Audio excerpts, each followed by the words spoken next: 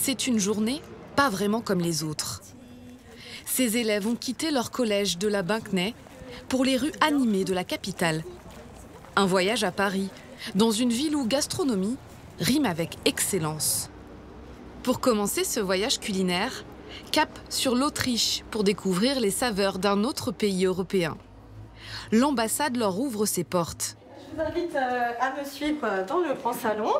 Un hôtel particulier avec ses dorures et son mobilier raffiné. C'est magnifique. C'est vraiment joli. Mais le temps fort de cette visite, c'est la rencontre avec le chef. 16 ans d'expérience dans les cuisines de l'ambassade d'Autriche. Au menu, Wiener Schnitzel, escalope viennoise. L'occasion rêvée pour ces élèves de 3e en option cuisine de démontrer l'étendue de leur talent. Il faut beaucoup de rigueur dans ces métiers, beaucoup de patience, de la précision surtout. Et je trouve ça assez remarquable. Et aussi, ça m'a appris aussi que j'aimais faire plaisir aux gens. C'est vrai que faire un plat pour mes parents ou des choses comme ça, ça me plaît.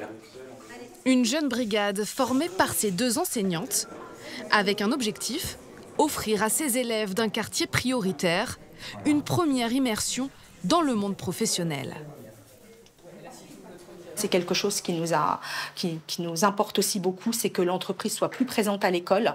Ils sont attentifs, ils savent poser des questions, ils s'intéressent au parcours des gens qu'on rencontre. Voilà, je te retransmets la recette. L'escalope viennoise terminée, il est temps pour eux de goûter à ce plat typique. Bon appétit.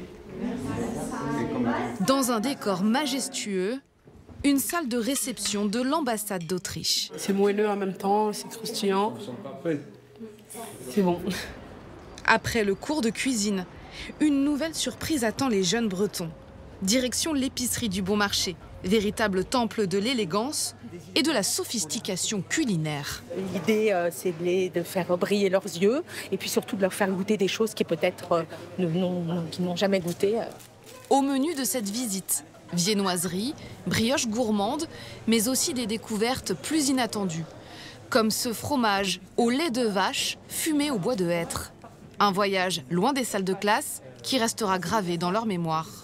Franchement, c'est chouette parce qu'on n'a pas l'occasion de venir souvent à Paris et dans ce genre de magasin, donc c'est plutôt cool.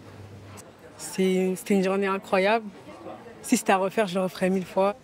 Une touche sucrée pour refermer en douceur une journée dans le monde exigeant et passionnant de la gastronomie.